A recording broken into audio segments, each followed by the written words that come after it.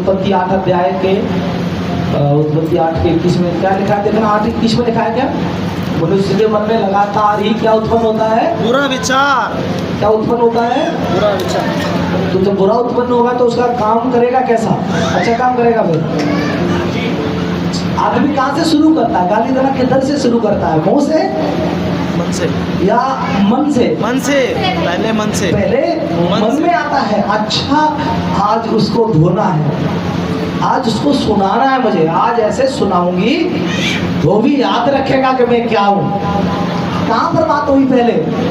कहाँ बात हुई पहले? ओ बहन हमारी बहुत असर है। बार लड़के आई है क्या किसी से?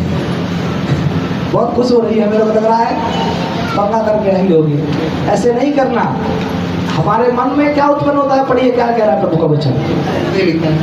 इस पर यहोवा ने सुखदायक सुगंध पाकर सोचा कि मनुष्य के कारण मैं फिर कभी भूमि को श्राप न दूंगा।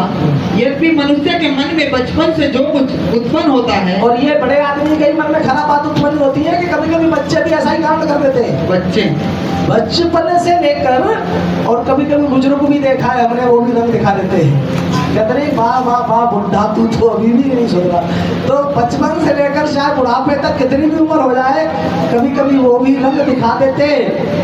और ये बस में नहीं है किसी के भी, कितना भी बड़ा ज्ञानी आदमी हो, कितना भी चैतन्य से भरा हुआ आदमी है, आज हाथ जाता है यहाँ पर। पढ़िए क्या लिखा है? यद्यपि मनुष्य के मन में बचपन से जो कुछ उत्पन्न होता है, जो कुछ उत्पन्न होता है सो बुरा ही होता है। सो अच्छा होता है या बुरा होता है? बुरा ही होता है। तो क्यों परमेश्वर कहता है अपनी समझ का सारा या अपने मन का सारा मत लेना? क्यों कहता है प्रभु?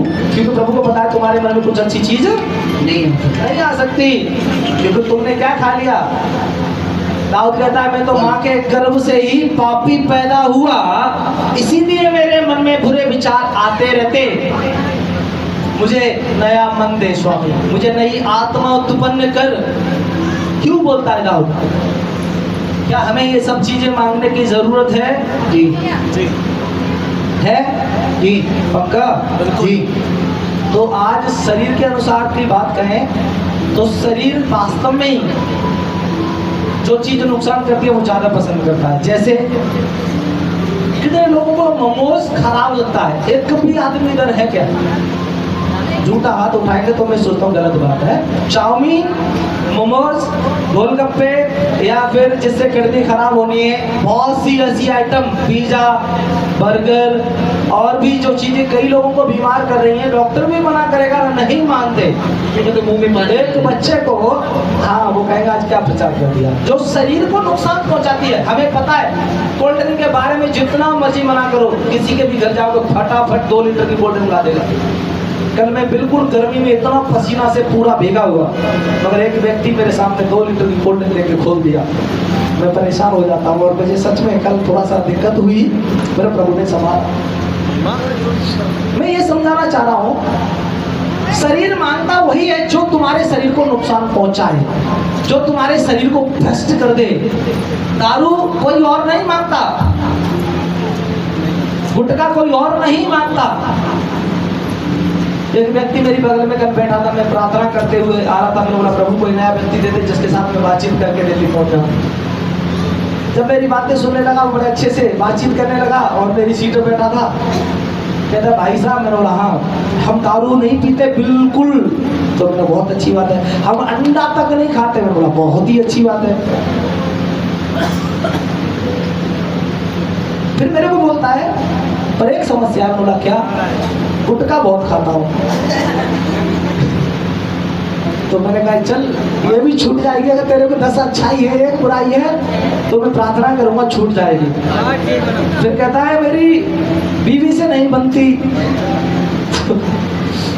मैं उसको बोला, मैंने बोला प्रार्थना करेंगे तेरी बीवी से भी बातचीत होने लगी अच्छे से। कह रहा बात कराऊं अपनी बीवी से?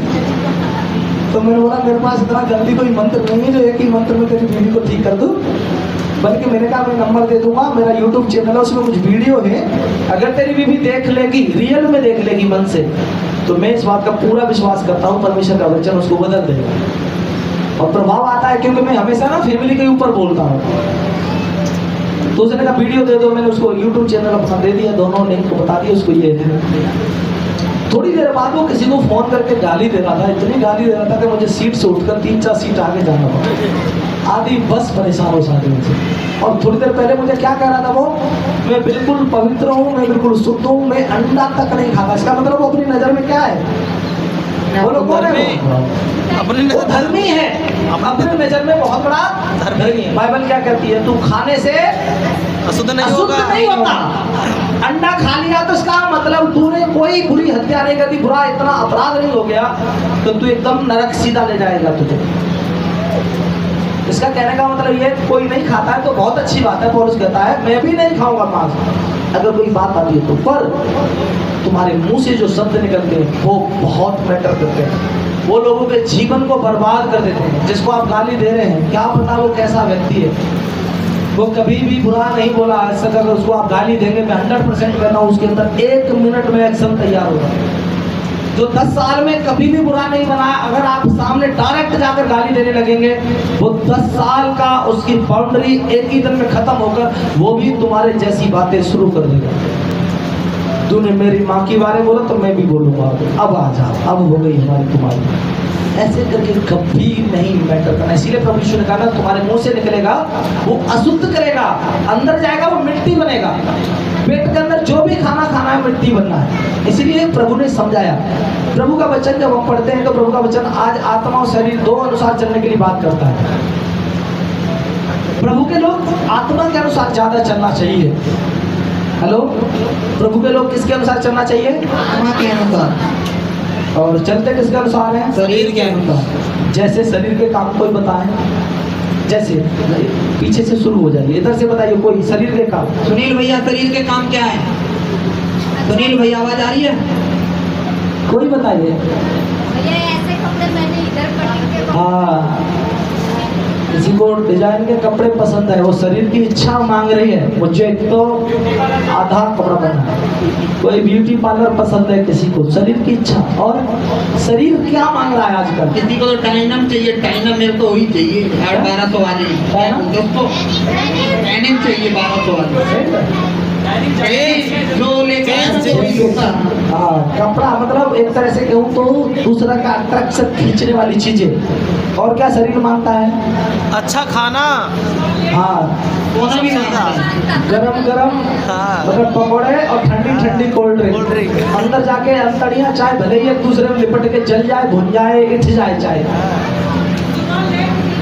एक मेरे यहाँ अभी एक बच्ची आई और वो बच्ची रिश्तेदार की बेटी थी।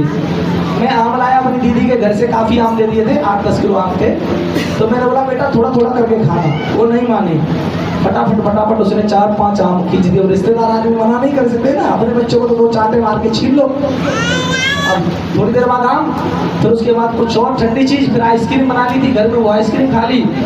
अब रात को उसको बार बार बाथरूम जाए, बार बार जाए, उल्टी हो, लेटरिन हो। फिर मैंने उसको प्रार्थना किया, फिर मैंने उसे समझाया हम शरीर को उसके अनुसार ना चलाएं जो वो मांग रहा है। गर्मी में अगर आप, जैसे खूब गर्मी है, एकदम से नल के नीचे जाके नहाने लगेंगे तो क्या हो जाएगा? बीमार हो जाएंगे। सर्दी गर्म हो जाएगा। सर्द गर्म जिसको बोलते हैं हो जाता है। समझना इस बात को मैं क्यों समझा रहा हूँ। मेरे को कल कई लोगों ने बोला भैया आप काले पड़ गए, तो मैंने बोला बेटा मैं धूप में काम कर रहा था और रियल में मैं बहुत मतलब कड़ी धूप में रहा 2 दिन, इतना धूप कि बेहोश हो जाएंगे। और मेरे पिताजी वहीं से, जहाँ हम काम कर रहे हैं, ईंट में से ही ईंट उठा के बाहर निकाल रहे थे बाउंड्री में से, जो मेरा प्लॉट है उसकी। और उसके पिताजी को मैं ढूंढ रहा हूँ, पिताजी कहाँ गए, मिल ही नहीं रहे। थोड़ी देर में पता लगा पिताजी एक नल था और उस नल के नीचे ठंडे पानी में बस बैठे, बीमार पड़ गए। समझना आज क्या समझाना चाह रहा हूँ, मेरी बात को बड़े ध्यान से सीखिए। शरीर मांगता है बोलना, तो शरीर को पौलुस की तरह मारना सीखो, इसे तरीके सिखाना सीखो। अगर गर्मी से आए हो कभी भी बिल्कुल ठंडा पानी मत पीजिए, किडनी ऐसे ही नहीं खराब हो जाती। डॉक्टर, अगर आप सही डॉक्टर से सलाह लेंगे तो आपको बिल्कुल ही फ्रिज का पानी मना करेगा, बिल्कुल ही मना करेगा। अगर आप बचाना चाहते हैं तो मटके कोई 1 करोड़ के तो आते नहीं। ठंडा पानी पीने का मन करता है तो एक मटका लेके रखिए घर में, 100 रुपए का मटका मिल जाता है। ज़्यादा बड़ा परिवार है तो 200 रुपए का ले लीजिए, पर अच्छा है। मैंने अपने घर में भी मटका लगाया है, कलीसिया में भी मटका लगाया है। बहुत सारे लोग एकदम से ही गरम गरम खाना खाते ही ठंडा पानी देना, ठंडा।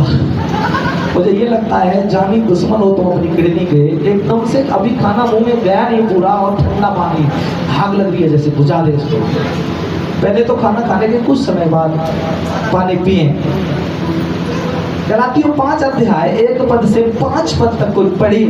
शरीर के अनुसार की बातें सिखा रहा हूँ, एक एक बात को अगर आप सीख लिया, आप ना बीमार पड़ेंगे ना आप समस्या में जाएंगे। थोड़ी देर बड़े ध्यान से बैठे जी। मसीह ने स्वतंत्रता के लिए हमें स्वतंत्र किया है। हाँ जी। इसलिए इसमें स्थिर रहो और दासत्व के जुए में फिर ना जुटो। देखो, मैं पौलुस तुमसे कहता हूँ कि यदि खतना कराओगे तो मसीह से तुम्हें कुछ लाभ ना होगा। फिर भी मैं हर एक का खतना करने वालों को जताए देता हूँ कि उसे सारी व्यवस्था माननी पड़ेगी। तुम जो व्यवस्था के द्वारा धर्मी ठहरना चाहते हो, मसीह से अलग और अनुग्रह से गिर गए हो, क्योंकि आत्मा के कारण हम पर विश्वास से आशा की हुई धार्मिकता की बाट जोड़ते हैं। Hallelujah, hallelujah. तो सबसे पहले क्या सिखा रहा है परमेश्वर का दास हमें वचन से? शरीर के अनुसार मत चलो, आत्मा के अनुसार स्थिर रहो। आत्मा क्या आवाज देता है? जब आप कहीं पर भी कुछ भी पाप करने के लिए जाएंगे, चोरी के लिए जाएंगे, लड़ाई के लिए जाएंगे या किसी को मारने जा रहे हैं, तो क्या आवाज आती है? बोलिए। मत जा, जैसे किसी की चोरी करने जा रहे, किसी का ये किसी को आत्मा की बात बताइए मुझे, आत्मा क्या कहती है? आत्मा मना करता है, उसे रोकता है। और हाथों में क्या हो रहा होता है उस समय? कुछ करना है, खुजली। इसीलिए तो हाथों में कील ठुकवाई यीशु मसीह ने। हमारे हाथों में उस समय ना फुरफुरी हो रही होती है, तो 2-4 फेरेंगे आज। मुझे कोई गाल पर फेरे तो तुम दूसरा फेर दो, पक्का दूसरा फेरना है। हाँ, कई लोग दूसरा यही फेरते क्योंकि इसमें बहुत समस्या है और ये मानता नहीं। फिर हमारे पाँव खून बहाने के लिए फुर्तीले लिखा है बाइबल में। ये पाँव कैसे हैं? फुर्तीले।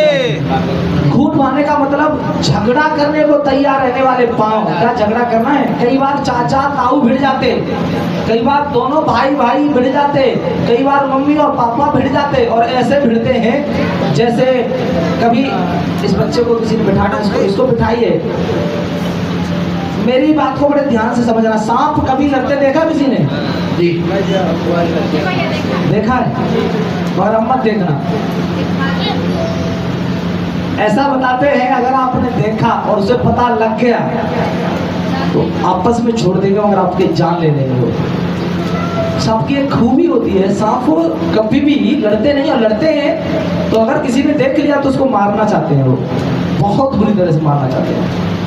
एक बच्ची को अभी 20 जगह काटा लगभग, मेरी दीदी के गांव के बगल में। वो आम रखा रही थी और वो सांप आपस में लड़ रहे थे, और लड़कर ना गुस्से में भाग के जा रहा था, और वो लड़की ऊपर आम के ऊपर से नीचे को जैसे ही उतरी, सांप को पता लगा, उसको बेफन उसको बहुत 10-15 ड्रॉप उसको काट लिया, खून से पूरा निकाल के नीचे।